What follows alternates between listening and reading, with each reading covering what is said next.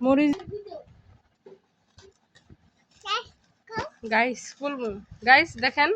আমরা আলু আলু করতে হবে আমার মতো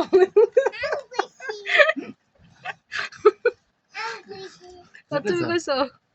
না কোন মাহাই শেষ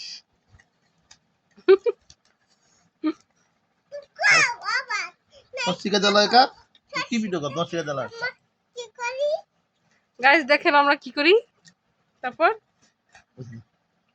দেন মাখান আমি ভর্তা বানাইতেছি অল্প করে মাখান তৈরি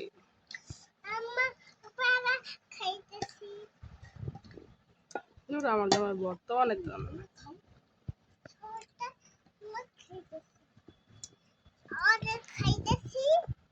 কারে খাই